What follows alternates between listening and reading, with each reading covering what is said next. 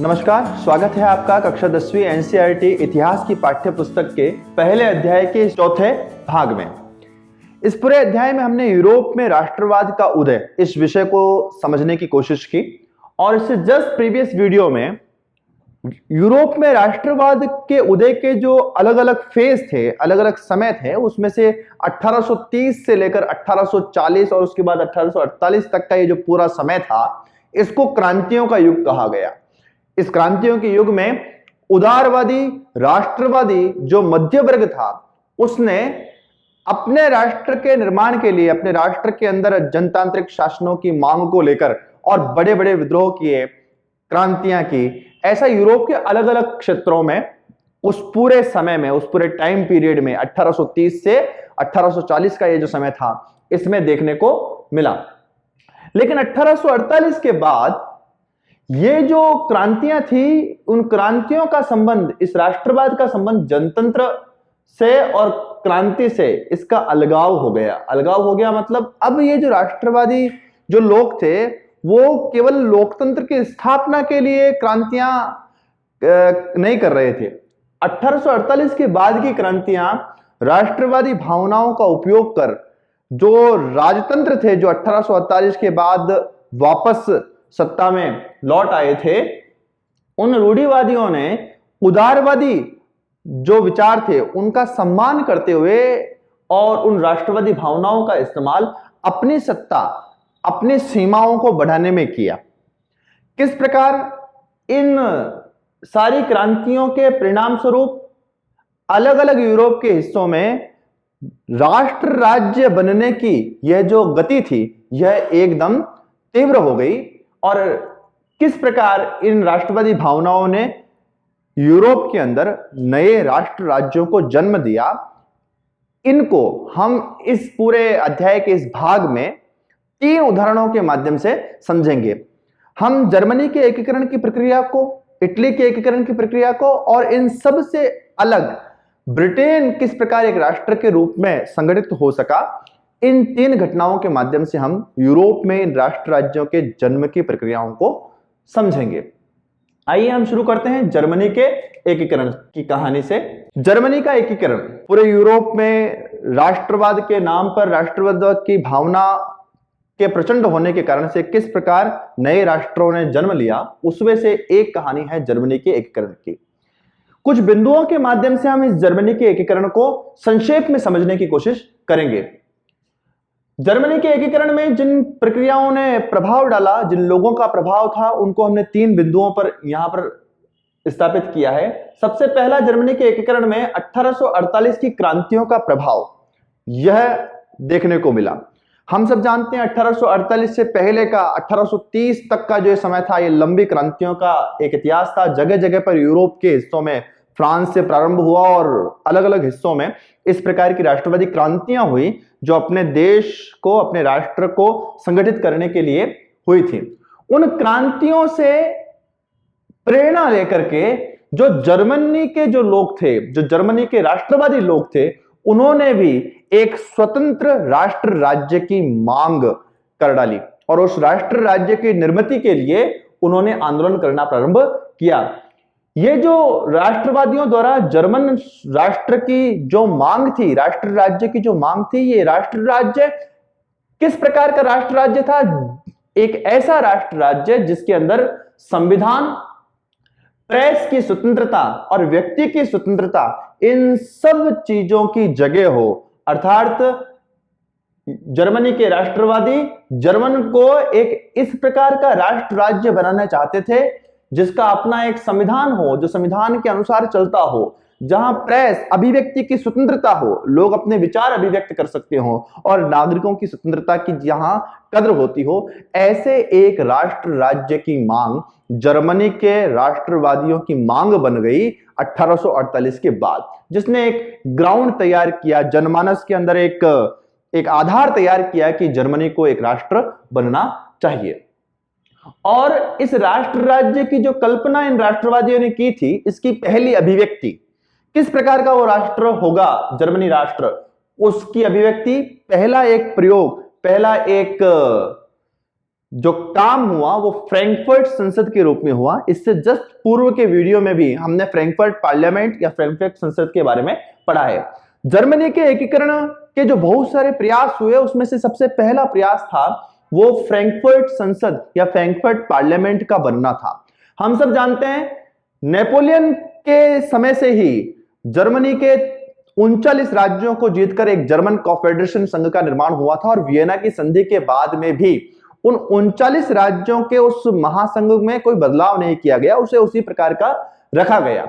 तो फ्रैंकफर्ट जो पार्लियामेंट थी, उस फ्रैंकफर्ट पार्लियामेंट में उन वो जो बिखरे हुए जर्मन टुकड़े थे उनमें से चुनकर 861 प्रतिनिधियों की एक सभा उस सेंट पॉल चर्च में बुलाई गई थी।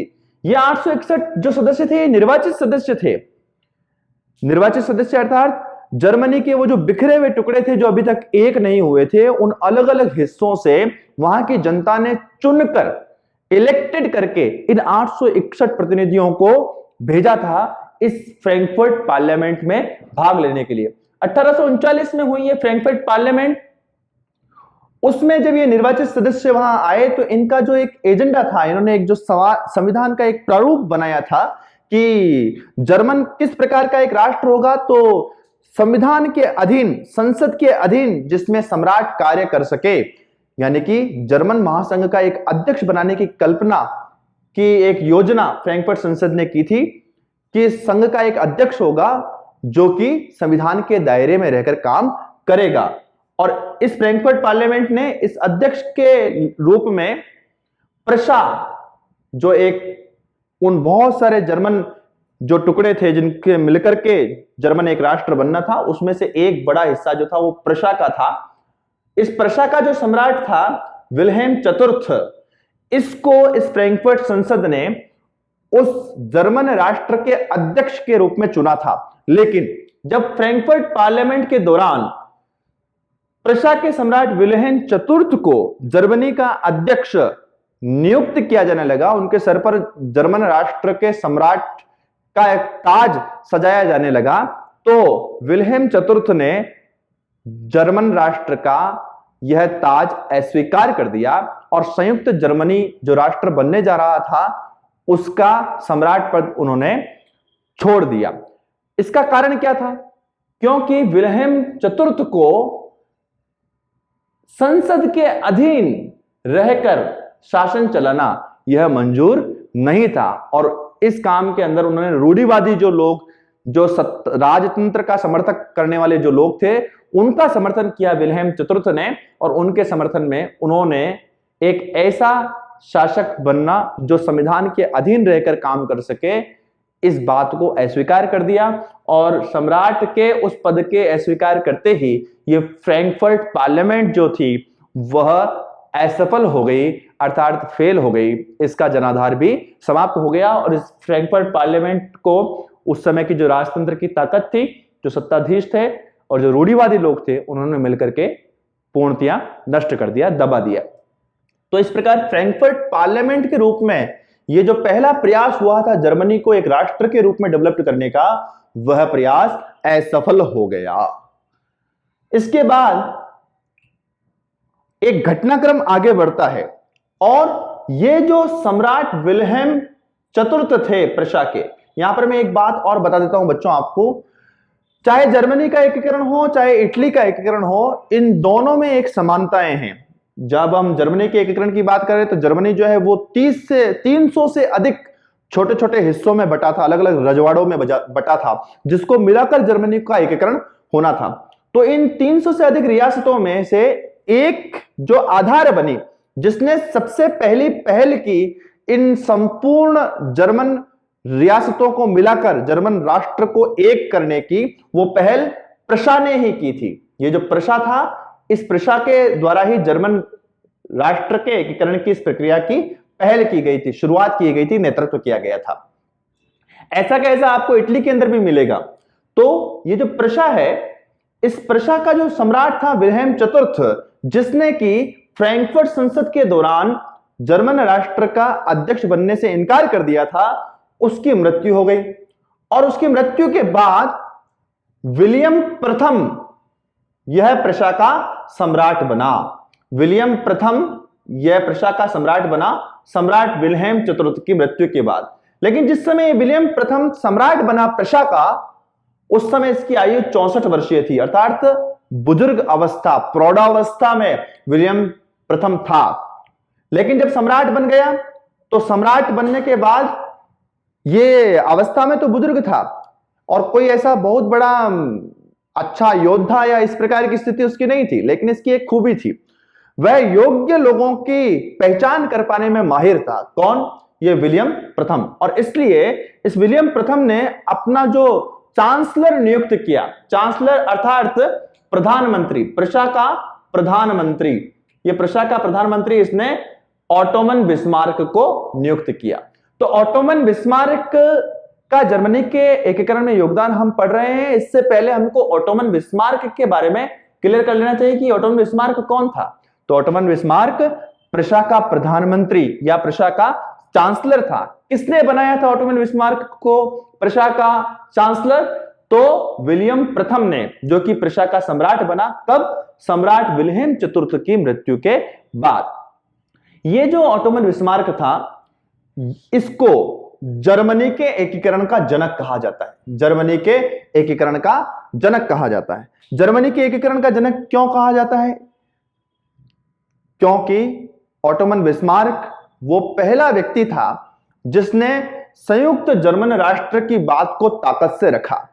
ऑटोमन बिस्मार्क का यह मानना था कि जर्मन राष्ट्र के निर्माण का, जर्मन के एकीकरण का ये जो समय उदारवादियों ने भाषण, आंदोलन ये सब करने में और गंवाया था, वो सब चीजें व्यर्थ की बात है।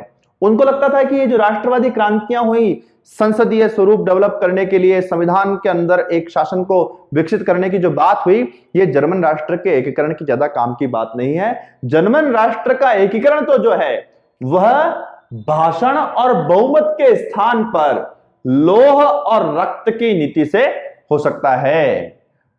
बिस्मार्क साफ साफ कहता था कि ये जो उदारवादियों ने, राष्ट्रवादियों ने भाषण देने और संसद के अंदर बहुमत जुटाने में जो समय निकाला है वो व्यर्थ गया है जर्मनी के एकीकरण का वह समय, क्योंकि जर्मनी का एकीकरण वह भाषण और बहुमत के द्वारा नहीं हो सकता। जर्मनी का एकीकरण के लिए बिस्मार्क की जो पॉलिसी थी, बिस्मार्क ने जिस नीति को अपनाया उसे कहा गया लौह एवं रक्त की नीति। लौह अर्थात लोहा, रक्त अर्थात खून। उन्होंने कहा कोई भी राष्ट्र का निर्माण, किसी भी राष्ट्र का उदय केवल भाषणों और चुनावों से नहीं हो सकता। किसी भी राष्ट्र को अगर अस्तित्व में आना है तो फिर लौह और रक्त के मार्ग पर चलना होता है। लौह अर्थात हथियार, हथियार अर्थात युद्ध, और युद्धों में खून बहाना होता है। इस कीमत पर ही राष्ट्रों का निर्माण होता है। और इसलिए ऑटोमन बिस्मार्क ने साफ साफ अपनी इस बात को स्पष्ट किया कि भाषण और बहुमत के स्थान पर लौह और रक्त की नीति पर चलना पड़ेगा अगर जर्मन राष्ट्र को एकजुट करना है। उनके इन ताकतवर विचारों ने जर्मन लोगों के अंदर एक बड़ी चेतना का संचार किया और ऑटोमन बिस्मार्क ने अपनी कूटनीति से, अपने रणनीतिक समझ से अगले 7 वर्षों में, ऑटोमन बिस्मार्क के चांसलर बनने के अगले 7 वर्षों में उन्होंने 3 बड़े निर्णायक युद्ध लड़े। 3 युद्ध, जिसमें पहला डेनमार्क के साथ, दूसरा ऑस्ट्रिया के साथ और तीसरा फ्रांस के साथ। और इन 3 बड़े युद्धों में जीत के साथ ही, पहले युद्ध में डेनमार्क को हराया ऑटोमन बिस्मार्क के नेतृत्व में। प्रशा की जो सेनाएं जो जर्मनी के एकीकरण के लिए निकली थी, उन्होंने पहले युद्ध में डेनमार्क को हराया, दूसरे युद्ध में ऑस्ट्रिया को और तीसरे युद्ध में फ्रांस को हराया। और इस प्रकार इन 7 वर्षों में बिस्मार्क के नेतृत्व में प्रशा की सेनाओं ने जो 3 बड़े युद्ध लड़े, उन युद्धों में जीत प्राप्त की और 18 जनवरी 1871 को जर्मनी के एकीकरण का जो कार्य बिस्मार्क ने अपने हाथ में लिया था, जो स्वप्न बिस्मार्क ने देखा था, उस काम को जर्मनी के एकीकरण के साथ ही पूरा कर लिया ऑटोमन बिस्मार्क ने। और 18 जनवरी 1871 को वर्साय नाम का जो महल था, उस वर्साय के महल में एक बड़ी सभा हुई जिसमें विलियम प्रथम को विलियम प्रथम, जो कि 64 वर्षीय सम्राट था, जिसने बिस्मार्क को प्रशा का चांसलर नियुक्त किया था, उसको जर्मनी का सम्राट घोषित कर दिया गया 1871 में। इस प्रकार जर्मनी के एकीकरण की यह प्रक्रिया पूर्ण हुई। ऑटोमन बिस्मार्क का इसमें महत्वपूर्ण स्थान था। अब ये जब हम पढ़ रहे हैं तो ये पढ़ते समय दो प्रकार के प्रश्नों को हम एक साथ समाधान करने की स्थिति में हैं। या तो आपसे पूछा जाए कि जर्मनी का एकीकरण को स्पष्ट कीजिए, और दूसरा है ऑटोमन बिस्मार्क पर संक्षिप्त टिप्पणी, फ्रैंकफर्ट पार्लियामेंट से आप क्या समझते हैं। इन सभी प्रश्नों का उत्तर इस तरीके से जर्मनी एकीकरण को पढ़ने पर हमको प्राप्त हो जाता है। हम आगे बढ़ते हैं, अध्याय में आए दूसरे राष्ट्र राज्य के जन्म की कहानी की तरफ, और वह है इटली का एकीकरण। जिस प्रकार जर्मनी का एकीकरण हुआ और उस जर्मनी के एकीकरण में जो पहल करने वाला एक प्रदेश था, पहल करने वाला जो राज्य था, वो था प्रशा, ठीक है ना। और प्रशा का चांसलर ऑटोमन बिस्मार्क। प्रशा ने पहल की उन छोटे छोटे जर्मन टुकड़ों को मिलाकर जर्मन राष्ट्र के निर्माण की। इसी प्रकार इटली की कहानी में भी एक महत्वपूर्ण प्रांत था, एक महत्वपूर्ण राज्य था। उस राज्य ने शुरुआत की इटली के एकीकरण की। उसका नाम था सार्डिनिया पीडमोंट। इसको आप बिल्कुल अच्छे तरीके से कहीं पर लिख लीजिए, सार्डिनिया पीडमोंट।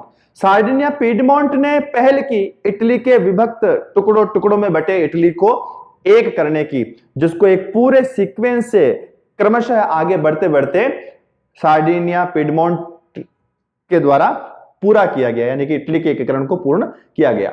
तो हम इटली के एकीकरण को समझने के लिए सबसे पहले इस बात को अपने दिमाग में बैठाइए कि जिस प्रकार जर्मनी 300 से अधिक रियासतों में विभक्त था अपने एकीकरण से पूर्व, उसी प्रकार ये जो इटली था, इटली भी 7 राज्यों में विभाजित था। संपूर्ण इटली 7 राज्यों में विभाजित था। इटली का अगर आप नक्शा देखेंगे तो इस प्रकार इटली से मुझे तो याद रहता था इमली की तरह का नक्शा है। ये देखो, इस प्रकार का नक्शा है इटली का।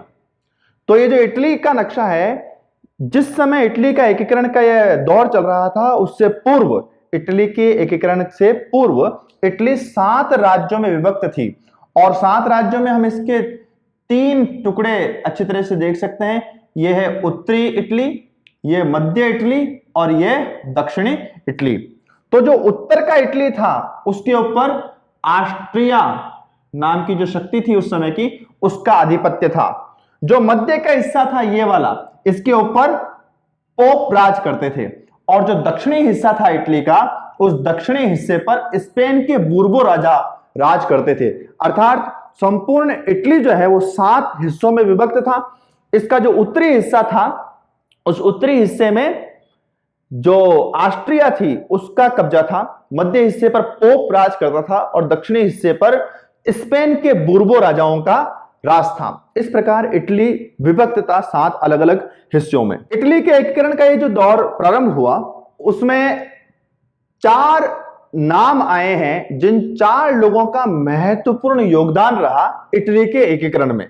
सबसे पहले हैं जूसेप्पे मैज़्ज़नी। मैज़्ज़नी के बारे में हमने एक वीडियो में पहले भी संक्षेप में थोड़ा सा पढ़ा है। जूसेप्पे मैज़्ज़नी का इटली के एकीकरण में बहुत महत्वपूर्ण योगदान था। जिस प्रकार 1848 की क्रांतियों ने जर्मनी के एकीकरण के लिए एक आधार तैयार किया था जर्मन लोगों के मनों में, उसी प्रकार मैज़्ज़नी ने, जो स्वयं एक क्रांतिकारी था और 2 गुप्त क्रांतिकारी संगठनों की स्थापना मैज़्ज़नी ने की थी। हम इसके बारे में पढ़ चुके हैं। यंग इटली 1831 में उन्होंने बनाया और 1833 में बनाया यंग यूरोप। इन संगठनों के माध्यम से उसने इटली की जनता के मनों में एक संगठित इटली राष्ट्र होना चाहिए, उसके प्रति राष्ट्रभक्ति, देशभक्ति, अनुशासन का भाव जागरण करने का काम किया। मैज़्ज़नी ने एक विश्वास साफ साफ अभिव्यक्त किया इटली की जनता के सामने कि वह पूरे आत्मविश्वास से कहता था कि ईश्वर की इच्छा के अनुसार राष्ट्र ही मनुष्य की प्राकृतिक इकाई है। यानी कि राष्ट्रों का निर्माण होना यह मनुष्य के हाथ की बात नहीं है, ईश्वर की इच्छा है कि मनुष्य राष्ट्र नाम की प्राकृतिक इकाई में, नेचुरल एक यूनिट है राष्ट्र, जिसको मनुष्य पूरा होने से रोक नहीं सकता। यहां उनकी जो बात थी वो राजाओं से थी, उन रूढ़िवादी लोगों से थी जो इटली को एक राष्ट्र बनने नहीं देना चाहते थे।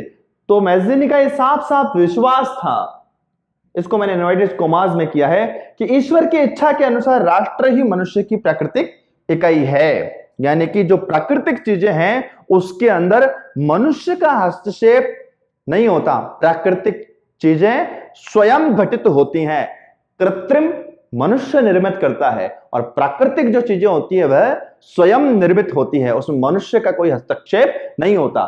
तो जो मैसनी था, जुसेppe मैसनी, वो साफ साफ कहता था कि राष्ट्र ही मनुष्य की प्राकृतिक इकाई है, इसलिए इटली को टुकड़ों में विभक्त नहीं रहना चाहिए, इटली को भी संगठित होकर अपने राष्ट्र के स्वरूप को प्राप्त करना चाहिए। और इसलिए वो अपने इन क्रांतिकारी संगठनों के माध्यम से संपूर्ण इटली जो वासी थे उनके हृदयों में राष्ट्रीयता, त्याग, देशभक्ति की भावनाओं को उत्पन्न करता था, उन्हें बढ़ाता था, ताकि वो भावनाएं एक संयुक्त इटली राष्ट्र के निर्माण में काम आ सके।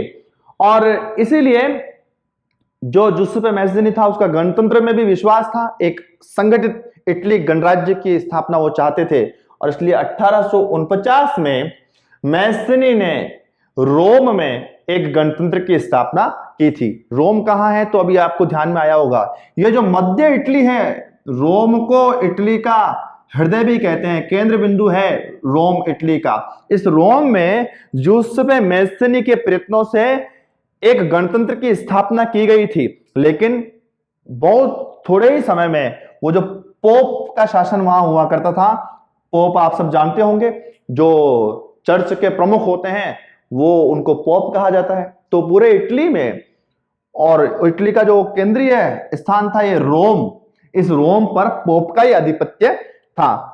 उस रोम में जुसेppe मैसी ने कुछ समय के लिए एक गणतंत्र की स्थापना की थी, लेकिन कुछ समय बाद पोप के नेतृत्व में वहां पर वापस उस गणतंत्र को समाप्त कर पोप का अधिकार कर लिया गया। जुसेppe मैज़िनी का ये सारा जो समय था, एक दृष्टि से देखें तो सीधे सीधे इस समय में इटली के निर्माण की कोई चित्र वह स्पष्ट होती हुई नहीं दिखाई देती, लेकिन इनडायरेक्टली, अप्रत्यक्ष रूप से ये जो मैज़िनी के द्वारा किए गए क्रांतिकारी संगठन थे, निर्मित किए गए क्रांतिकारी संगठन थे, इन्होंने इटली के हृदयों में इटली राष्ट्र के निर्माण के लिए एक इच्छा उत्पन्न कर दी। जुसेppe मैज़िनी ने इटली के लोगों के मनों में जिस राष्ट्र की संकल्पना को जन्म दिया, इटली को एक राष्ट्र के रूप में संगठित होना चाहिए, इस इच्छा को जो इटली के निवासियों के मनों में जागृत किया, वही काम आगे बढ़ाया कावूर ने। कौन था कावूर? तो कावूर सार्डिनिया पीडमोंट का प्रधानमंत्री था। जैसा कि मैंने बताया, जिस प्रकार जर्मनी के एकीकरण में वो बिखरे हुए जर्मन राष्ट्र के जो टुकड़े टुकड़े थे, उनमें से एक टुकड़ा, एक राज्य जिसने उन सब टुकड़ों को जोड़ने की पहल की, वो थी प्रशा। वो टुकड़ा कौन सा था? प्रशा। तो प्रशा वो एक राज्य बना जिसने संपूर्ण जर्मन एकीकरण के उस पूरी प्रक्रिया का नेतृत्व किया। उसी प्रकार ये इटली जो विभक्त था 7 अलग अलग राज्यों में, उसके एकीकरण का जो काम था, वो एकीकरण के काम की पहल वो की किसने? सार्डिनिया पीडमोंट नाम का जो राज्य था, उसने इटली के एकीकरण की इस प्रक्रिया का नेतृत्व किया। और उस सार्डिनिया पीडमोंट नाम के राज्य का प्रधानमंत्री था कौन? ये कावूर। जरा कुछ चीजों को आप यहां समझिए। इस प्रकार का ये जो इटली का मानचित्र था, इस इटली के मानचित्र के 3 हिस्से अभी हमने समझे कि 3 प्रकार से इसको समझा जा सकता है। ये उत्तरी इटली, ये मध्य इटली और ये दक्षिणी इटली, जिसके बारे में हमने कहा कि यहां उत्तर में ऑस्ट्रिया के जो राजवंश थे, उन ऑस्ट्रिया का राज था, मध्य में पोप शासन करते थे, और दक्षिण में स्पेन के बूर्बो राजा, उनका राज था। स्पेन के बूर्बो राजाओं का राज था। ये सार्डिनिया पीडमोंट कहां था? तो ये सार्डिनिया पीडमोंट इस मूल भूभाग से थोड़ा सा लेफ्ट की तरफ, यहां इस प्रकार, यहां सार्डिनिया था। ये जो सार्डिनिया था, इस सार्डिनिया का प्रधानमंत्री था कावूर। इस कावूर ने ही इटली के एकीकरण की संपूर्ण प्रक्रिया का नेतृत्व किया, उसको उसकी कमान अपने हाथों में ली। कावूर एक तरीके से वही भूमिका में था जिस भूमिका में ओटोमन बिस्मार्क जर्मनी में था। कावूर मूल रूप से ना तो एक क्रांतिकारी था, ना ही वो जनतंत्र का समर्थक था। वास्तव में कावूर तो राजतंत्र का समर्थक था, क्योंकि इसकी निष्ठा जो सार्डिनिया पीडमोंट के राजा थे विक्टर इमैनुअल उनके प्रति थी, इसलिए राजतंत्र का समर्थक था। लेकिन इटली को एक राष्ट्र होना चाहिए, इस बात में भी इसको कोई संशय नहीं था। और स्वयं एक चतुर कूटनीतिज्ञ था। कूटनीतिज्ञ कौन होता है? कूटनीतिज्ञ उसके लिए इस्तेमाल किया जाता है शब्द जिसको आगे भविष्य में क्या घटनाक्रम होना है उस घटनाक्रम को तय करने का सामर्थ्य जिसका होता है। अर्थात आज वर्तमान में क्या निर्णय लिया जाए जिससे आगामी परिणाम जो है वह अपनी इच्छा के अनुकूल निकले। राजनीति में इस प्रकार के निर्णय लेने की क्षमता जिसके पास होती है उसके लिए शब्द इस्तेमाल होता है कूटनीतिज्ञ। इन दिनों अखबारों में भारत की एक बड़ी जो राष्ट्रीय राजनीतिक पार्टी है उनके जो पूर्व अध्यक्ष थे, अभी वर्तमान गृह मंत्री हैं, उनके लिए यह शब्द बहुत पॉपुलर होता है समाचार पत्र पत्रिकाओं में कि वो आधुनिक राजनीति के कूटनीतिज्ञ हैं। चाणक्य को भी बड़ा कूटनीतिज्ञ माना जाता था, क्योंकि उसके जो निर्णय थे वो आगामी परिणामों को देखकर, सोचकर, विचार कर लिए जाते थे। तो कावूर जो था वो एक चतुर कूटनीतिज्ञ था, और इसीलिए उसका यह मानना था कि जो इटली को एकीकृत करना है, इटली को एक बड़ा राष्ट्र बनाना है, 7 अलग अलग हिस्सों को जोड़कर इटली राष्ट्र का निर्माण करना है, यह अकेले सार्डिनिया पीडमोंट के बस की बात नहीं है। तो फिर इटली को राष्ट्र बनाने के लिए अंतरराष्ट्रीय सहयोग की आवश्यकता पड़ेगी। अर्थात कोई बड़ी शक्ति अगर सार्डिनिया पीडमोंट के साथ जुड़ती है या उसको अपने साथ ले पाने में सार्डिनिया सफल होता है, तब ही इटली एक राष्ट्र के रूप में निर्मित हो पाएगा। और इसीलिए जब कावूर को यह जानकारी में आई कि सार्डिनिया पीडमोंट की सीमाओं पर उस समय तात्कालिक फ्रांस का राजा नेपोलियन तृतीय आकर कुछ समय रुका है, तो कावूर जा पहुंचा उस नेपोलियन थर्ड के पास, और वहां प्लम्बियर्स में नेपोलियन तृतीय और कावूर के बीच में एक संधि हुई, एक समझौता हुआ जिसे ट्रीटी ऑफ प्लम्बियर्स या प्लम्बियर्स की संधि कहा जाता है। 1858 में नेपोलियन थर्ड जो फ्रांस का राजा था उस समय, और कावूर जो प्रधानमंत्री था सार्डिनिया पीडमोंट का प्रधानमंत्री था।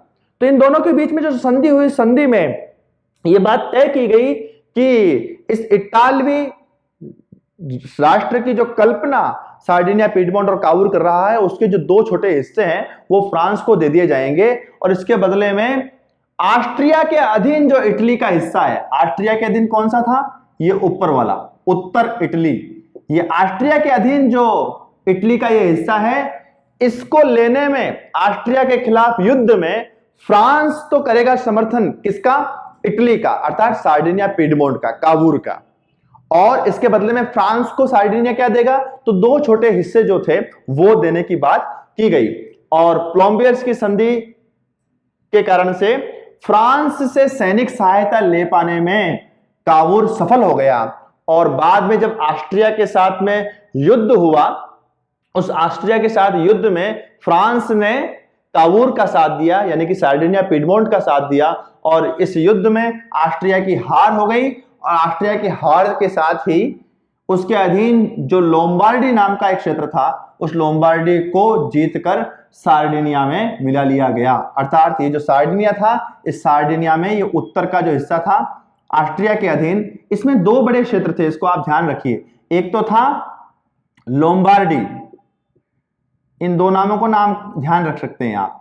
एक तो था लोम्बार्डी जो ऑस्ट्रिया के अधीन था, उसका एक बड़ा हिस्सा था लोम्बार्डी, और दूसरा हिस्सा था वेनेशिया। तो इन दोनों में से एक जो था वो इस प्लम्बियर्स की संधि के दौरान जब फ्रांस ने सैनिक सहायता देने के लिए फ्रांस राजी हो गया और ऑस्ट्रिया के साथ युद्ध हुआ, तो कावूर के नेतृत्व में सार्डिनिया पीडमोंट की सेनाओं ने ऑस्ट्रिया को हरा दिया, और ऑस्ट्रिया की हार के बाद लोम्बार्डी नाम का ये जो एक प्रदेश है ये सार्डिनिया पीडमोंट के साथ अटैच हो गया, अर्थात इसका विलय सार्डिनिया पीडमोंट में हो गया। इटली के एकीकरण के संपूर्ण चरणों में यह इटली के एकीकरण का प्रथम चरण है जो यहां संपन्न हो गया।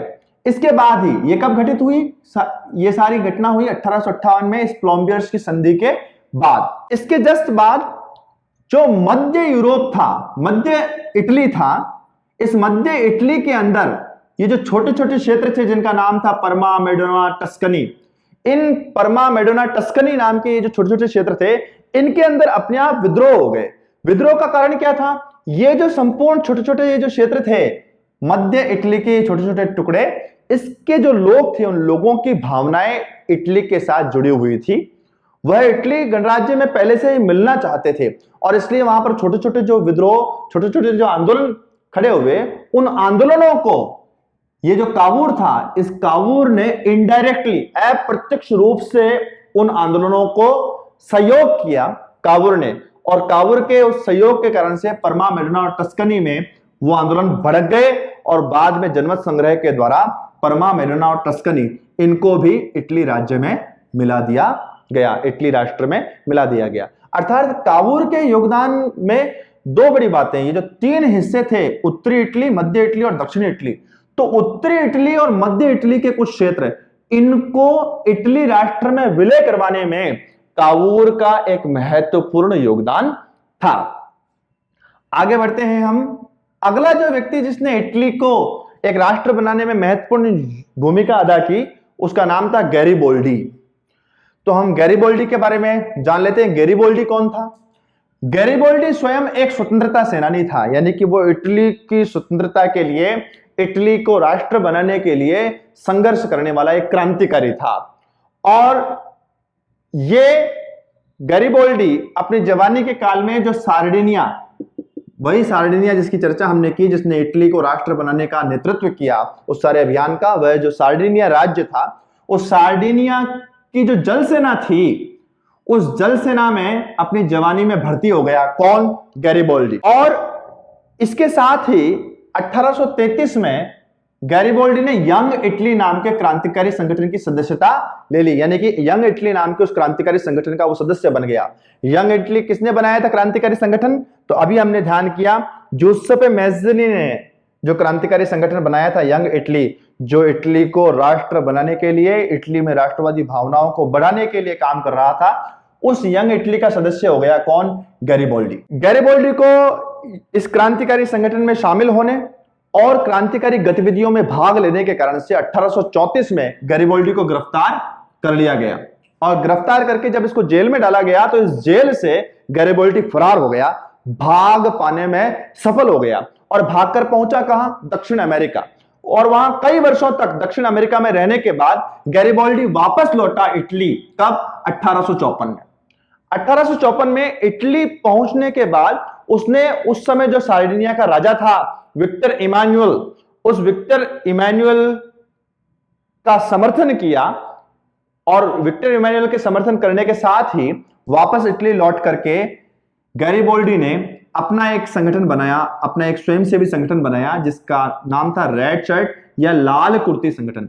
इसको लाल कुर्ती और रेड शर्ट संगठन इसलिए कहा गया क्योंकि इसके जो स्वयंसेवक थे, इसके जो सदस्य थे लाल कुर्ती संगठन के, वो एक पोशाक पहना करते थे जो उसका अपर पार्ट था, ऊपर वाला हिस्सा, वो एक लंबी रेड शर्ट या लाल कुर्ती के जैसा था। इसलिए उस वेशभूषा के नाम पर उस संगठन को रेड शर्ट संगठन कहा गया। इस रेड शर्ट संगठन को किसने बनाया? गैरिबोल्डी ने बनाया।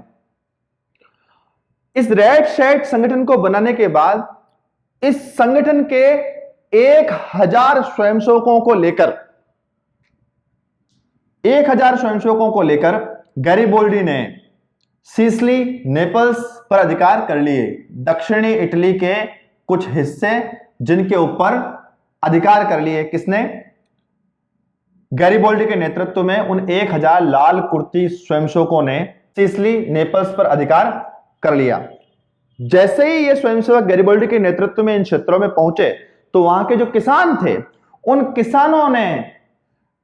किसानों के बीच में इस प्रकार का विषय चला कि जागीरदारों के नियंत्रण से मुक्त करने के लिए ये स्वयंसेवक उनके बीच में आए हैं, और इसलिए वहां के जो लोकल किसान थे सिसिली और नेपल्स के, उन्होंने भी गैरिबोल्डी और उसके साथ आए इन 1000 स्वयंसेवकों का सहयोग किया और इस प्रकार जल्दी ही गैरिबोल्डी ने सिसिली और नेपल्स के ऊपर अपना अधिकार कर लिया। और जब ये गैरिबोल्डी के नियंत्रण में आए तो फिर विक्टर इमैनुअल द्वितीय को इन्होंने इन सिसिली और नेपल्स को सौंप दिया और विक्टर इमैनुअल द्वितीय को एकीकृत इटली का सम्राट बना दिया गया।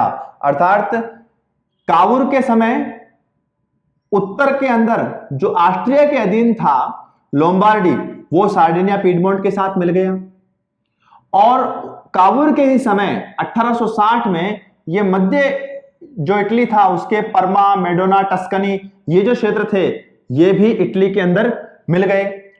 गैरिबोल्डी ने रहा सहा थोड़ा काम सहयोग किया, उन्होंने अपना संगठन बनाया, रेड शर्ट या लाल कुर्ती संगठन।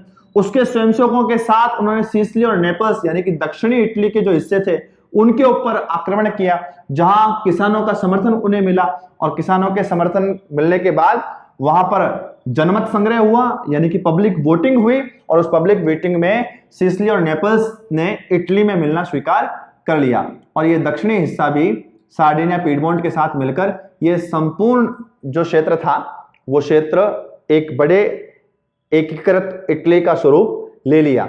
और एकीकृत इटली का स्वरूप बनने के बाद गैरिबोल्डी ने ही विक्टर इमैनुअल द्वितीय को उस एकीकृत इटली का सम्राट घोषित कर दिया। अब इस पूरे इटली के एकीकरण में केवल 2 जगह जो है वह छूट गई थी।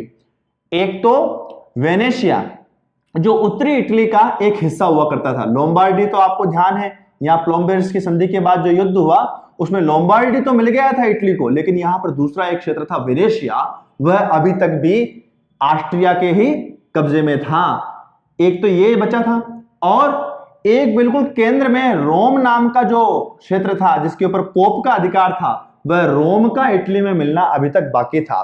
और इसमें योगदान विक्टर इमैनुअल के योगदान में हम इस कहानी को आगे बढ़ा रहे हैं। विक्टर इमैनुअल जिनका नाम अभी पूर्व में आया है, जिनको एकीकृत इटली का सम्राट घोषित कर दिया गया, वास्तव में ये कहां का राजा था? ये सार्डिनिया पीडमोंट का ही राजा था, जिसको ये सारे युद्धों की श्रृंखला में जो जो क्षेत्र इटली एकीकृत इटली में मिलते गए, सिसिली नेपल्स के विलय के बाद उस एकीकृत इटली का सम्राट विक्टर इमैनुअल को बना दिया गया। विक्टर इमैनुअल का भी इटली के एकीकरण में एक महत्वपूर्ण भूमिका थी। 2 बड़े युद्ध और उन युद्धों में इमैनुअल की एक अच्छी सक्रिय सकारात्मक भूमिका, उसने इटली के एकीकरण को अंतिम चरण में पूर्ण करवाया। एकीकृत इटली का नेतृत्व ऑस्ट्रिया और प्रशा का जो युद्ध हुआ, उस ऑस्ट्रिया और प्रशा के युद्ध में 1866 में विक्टर इमैनुअल के नेतृत्व में इटली की सेनाओं ने ऑस्ट्रिया के विरुद्ध युद्ध लड़ा। ऑस्ट्रिया के विरुद्ध युद्ध क्यों लड़ा? क्योंकि यहां ऑस्ट्रिया के कब्जे में ये वेनेशिया था। इसलिए 1866 में जब ऑस्ट्रिया का युद्ध हुआ किससे? प्रशा के साथ में, तो ऑस्ट्रिया और प्रशा का युद्ध था, इटली का उसमें कुछ लेना देना नहीं था। लेकिन विक्टर इमैनुअल ने इटली की सेनाओं को लेकर के ऑस्ट्रिया के खिलाफ इस युद्ध में भाग लिया और इस युद्ध में भी ऑस्ट्रिया की हार हो गई और उस हार के बाद एक संधि हुई, एक और ट्रीटी हुई जिसका नाम था प्राग की संधि। प्राग नाम के स्थान पर हुई इसलिए प्राग की संधि। इस प्राग संधि के बाद वो उत्तर का एक हिस्सा वेनेशिया जो बचा हुआ था वह वेनेशिया राष्ट्र का हिस्सा हो गया, यानी कि उसका भी विलय इटली में हो गया। और इस प्रकार ये उत्तरी इटली पर जो ऑस्ट्रेलिया का कब्जा था उससे अब ऑस्ट्रिया पूर्णतः बाहर हो चुका था। लोम्बार्डी पहले आ चुका था और वेनेशिया इस प्राग की संधि के बाद इटली में मिल गया। इसके बाद ही एक प्रशा और फ्रांस का युद्ध हुआ 1870 में। इस प्रशा और फ्रांस के युद्ध में जब फ्रांस और प्रशा आपस में आमने सामने हुए तो ये जो रोम था, ये रोम फ्रांस के अंडर में था, यानी कि इस रोम की सुरक्षा का जो काम था वो फ्रांस ने अपने हाथ में ले रखा था, क्योंकि यहां पर पोप बैठता था और स्वयं फ्रांस भी एक ईसाई देश था। इसलिए इस रोम की सुरक्षा का जो दारोमदार था वो फ्रांस की सेनाओं के पास था। लेकिन 1870 में जब प्रशा और फ्रांस की सेनाएं आमने सामने हुई, ये युद्ध थोड़ा सा कठोर युद्ध हो गया, लंबा चलने लगा, तो फिर फ्रांस को अपनी सेनाओं को इस युद्ध के लिए बुलाना पड़ा और इस रोम की सुरक्षा में लगी सेनाएं जैसे ही रोम को छोड़कर इस प्रशा और फ्रांस के युद्ध में भाग लेने के लिए गई, वैसे ही विक्टर इमैनुअल के नेतृत्व में इटली की सेनाओं ने रोम के ऊपर और अधिकार कर लिया, रोम पर आक्रमण किया और बाद में रोम पर उन्होंने अधिकार कर लिया और रोम का विलय भी इटली राष्ट्र में हो गया। सितंबर 1870 में इस प्रकार रोम के विलय के साथ इटली के एकीकरण का यह अंतिम चरण यह पूर्ण हो गया और 1870 में इटली नाम का यह राष्ट्र यूरोप के मानचित्र पर दिखने लगा। तो इस पूरे वीडियो में हमने जर्मनी और इटली के निर्माण की दो कहानियां पढ़ी है, जिनमें एक सिमिलरिटीज है। कैसे बिखरे हुए रियासतों में, टुकड़ों में बिखरे हुए इन राष्ट्रों का संगठन हुआ, जिसमें अलग अलग नेताओं, अलग अलग राजनेताओं, अलग अलग क्रांतिकारियों की भूमिका रही। लेकिन इन दोनों कहानियों में एक बात कॉमन है, और वो बात क्या है? इन बिखरे हुए टुकड़ों का संगठन कर राष्ट्र के रूप में, चाहे जर्मनी को एकीकरण करने की बात हो, चाहे इटली को एकीकरण करने की बात हो, दोनों में कोई ना कोई एक राज्य आधार बना। जैसे जर्मनी के एकीकरण करने के लिए प्रशा नाम का जो राज्य था, उसने जर्मनी के एकीकरण के अंदर महत्वपूर्ण भूमिका निभाई। उसी प्रकार इटली के एकीकरण में महत्वपूर्ण भूमिका निभाई सार्डिनिया पीडमोंट ने, जो इटली के उस संपूर्ण क्षेत्र में से एक टुकड़ा था। उसने ताकत से इटली के एकीकरण का काम अपने हाथ में लिया और इटली को एक राष्ट्र के रूप में स्थापित किया।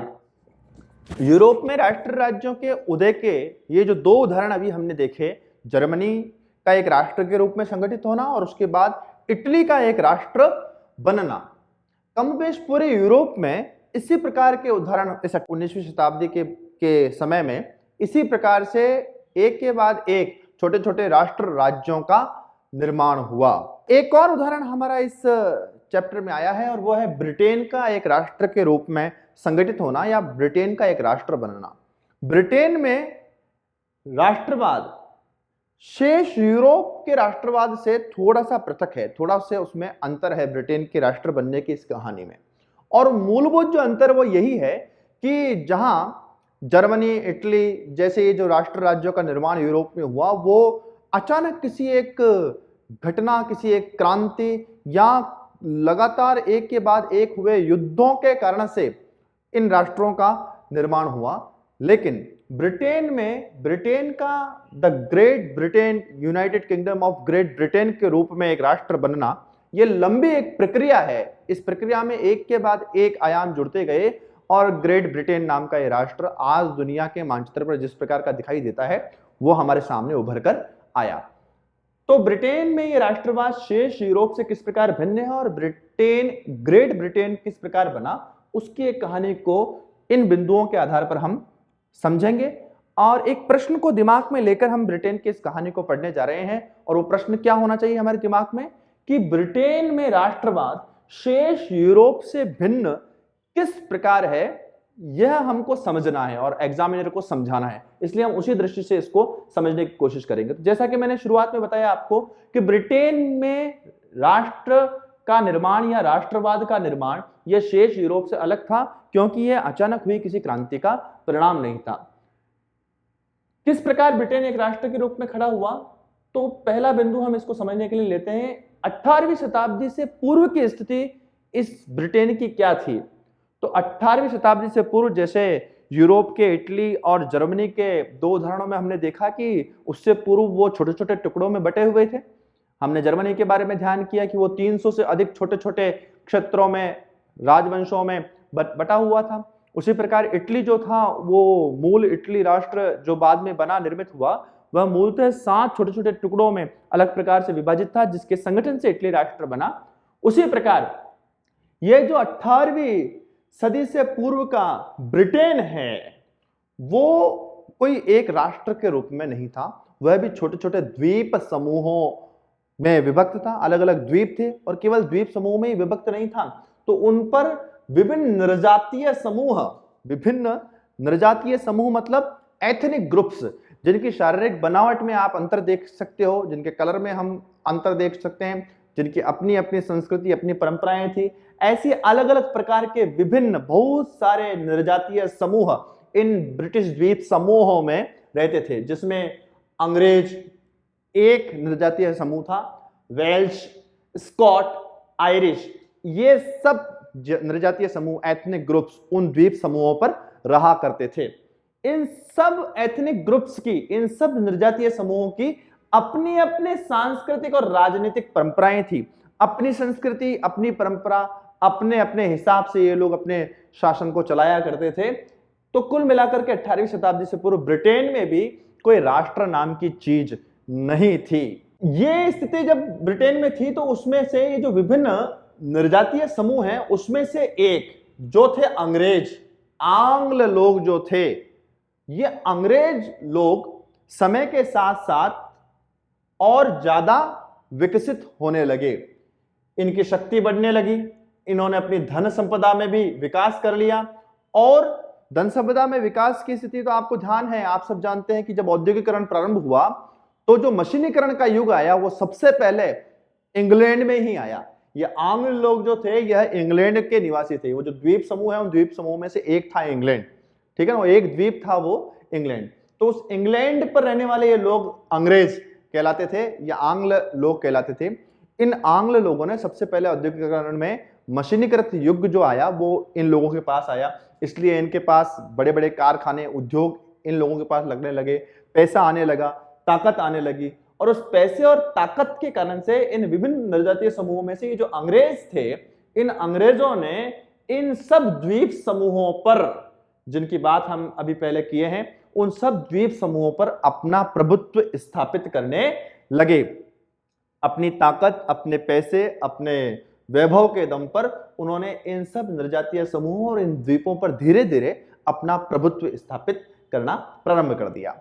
और फिर एक संघर्ष की श्रृंखला प्रारंभ हुई जो इन निर्जातीय समूहों के बीच में ही आपस में एक द्वीप से दूसरे समूहों के बीच में चलती थी। और दीर्घकालिक ये संघर्ष चलता रहा, जो कि 1688 में 1688 में इस इंग्लैंड में इन अंग्रेजों ने वहां के जो राजा थे, जो राजतंत्र था, उस राजतंत्र को अपदस्थ कर दिया। यानी उस राजतंत्र से उन्होंने सत्ता अपने हाथ में ले ली, अंग्रेजों ने अपने हाथ में ले ली।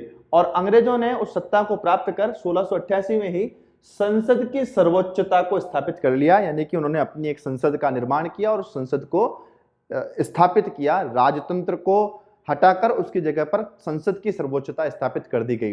रानी रखी गई, विक्टोरिया के रूप में जो रानी थी उस रानी की सर्वोच्चता रखी गई, लेकिन एक संसद बना दी गई जो उस क्षेत्र के लिए निर्णय निर्माण करेगा, कानून निर्माण करेगी। तो संसद की सर्वोच्चता स्थापित कर दी गई, राजतंत्र से हटाकर संसद को सर्वोच्च स्थान दे दिया गया। और इस प्रकार 1688 के समय में एक छोटा राष्ट्र, ब्रिटेन नहीं बना था अभी भी, ग्रेट ब्रिटेन नहीं, एक छोटा राष्ट्र निर्मित हुआ जिसका केंद्र इंग्लैंड बन गया। इंग्लैंड अर्थात वो द्वीप जिस पर अंग्रेज लोग रहते थे। यहां से ग्रेट ब्रिटेन बनने की जो यात्रा थी, United kingdom of great Britain बनने की जो प्रवाह था, वो यहां से प्रारंभ हो गया। तो इस 1688 के बाद इन संघर्षों के कारण से और राजतंत्र से सत्ता निकालकर संसद के हाथ में आई और एक राष्ट्र का एक छोटा चित्र बना जिसका केंद्र इंग्लैंड हो गया। इंग्लैंड से United kingdom of great Britain बनने की कहानी आगे बढ़ते हैं। 1707 में इंग्लैंड और स्कॉटलैंड, उन्हीं बहुत सारे ब्रिटेन के जो द्वीप जिनकी बात हमने शुरुआत में की है, जिस पर अलग अलग प्रकार के और निर्जातीय समूह रहते थे, उसमें से एक बड़ा जो और द्वीप समूह था स्कॉटलैंड। वो स्कॉटलैंड जिस पर कौन सी निर्जातीय समूह रहता था, स्कॉट लोग रहते थे वहां पर। ये स्कॉट अपने आप में एक निर्जातीय समूह था, एथनिक ग्रुप था। तो इंग्लैंड ने इस स्कॉटलैंड के साथ एक एक्ट किया, एक समझौता किया, जिसे जाना गया एक्ट ऑफ यूनियन के नाम से। और जब ये एक्ट ऑफ यूनियन का हिंदी में मतलब क्या हो गया, मिलने का एग्रीमेंट, इस प्रकार का एक एक्ट किया गया। किस किस के बीच में, इंग्लैंड जो 1688 में एक राष्ट्र का केंद्र बिंदु बन चुका था, उस इंग्लैंड ने स्कॉटलैंड के साथ इस प्रकार का एक समझौता किया। और उस समझौते के तहत ये जो स्कॉटलैंड है उसको, उसके ऊपर इंग्लैंड का प्रभुत्व हो गया, अर्थात इंग्लैंड और स्कॉटलैंड मिलकर के United kingdom of great Britain के रूप में विकसित हो गए। United kingdom of great Britain का अस्तित्व उदय हो गया। तो United kingdom of great Britain कब बना? 1707 में। किस प्रकार? तो स्कॉटलैंड और इंग्लैंड के बीच एक एक्ट हुआ जिसका नाम एक्ट ऑफ यूनियन। इस एक्ट ऑफ यूनियन के तहत स्कॉटलैंड और इंग्लैंड मर्ज हुए और मर्ज होकर United kingdom of great Britain का निर्माण हुआ।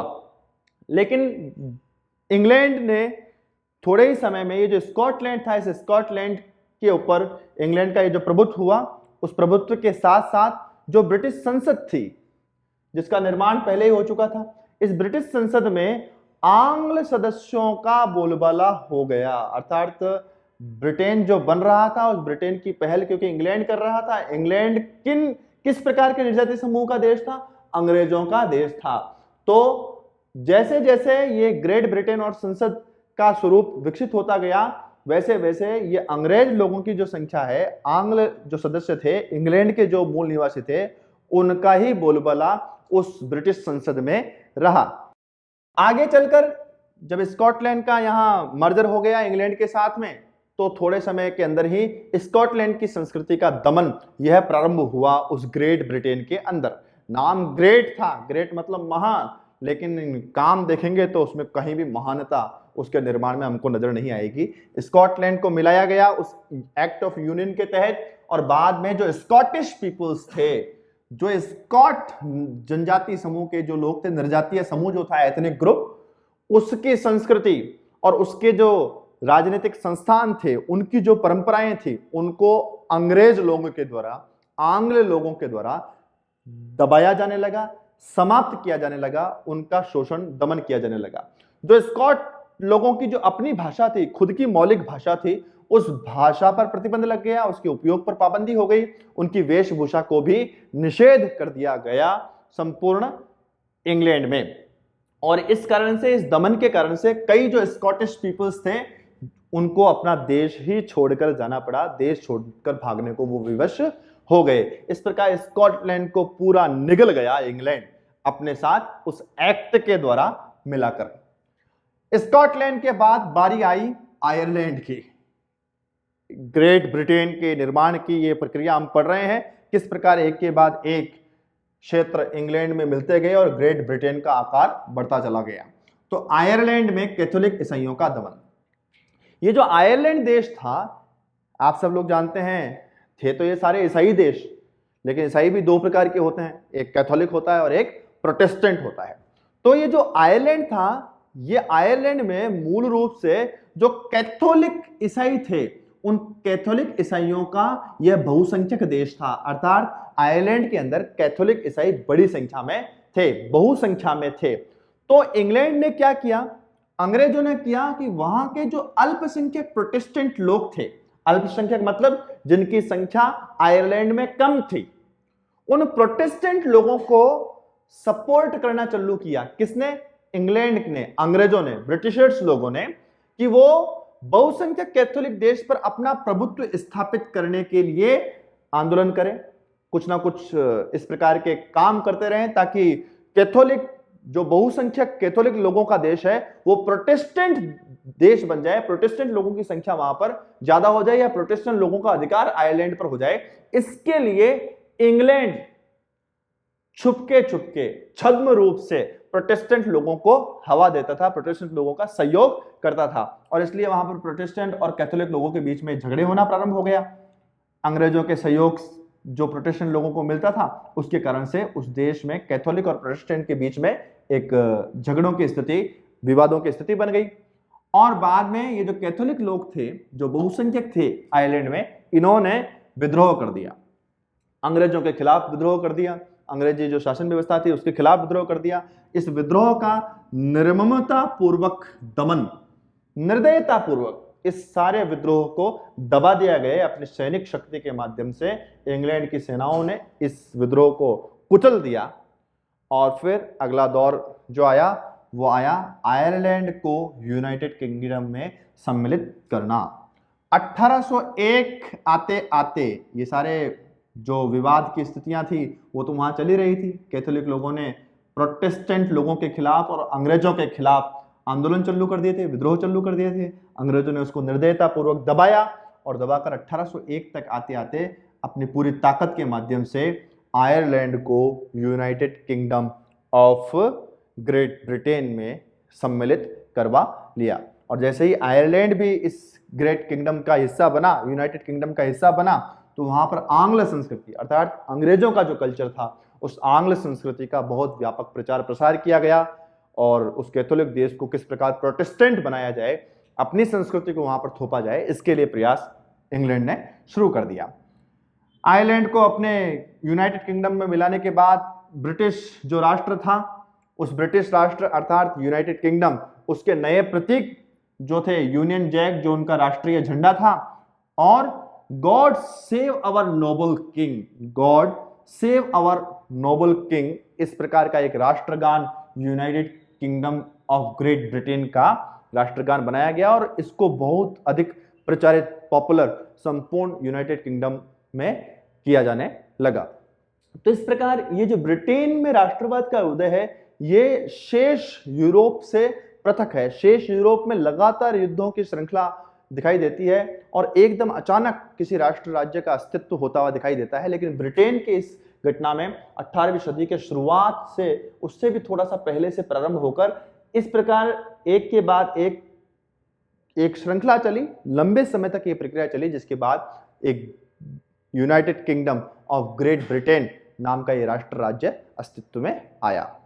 तो बच्चों, इस वीडियो में हमने हिस्ट्री का जो अपना अध्याय 1 है यूरोप में राष्ट्रवाद, उसके जो 6 खंड हैं, 6 भाग हैं, उसमें से 4 भागों को पूर्ण कर लिया है।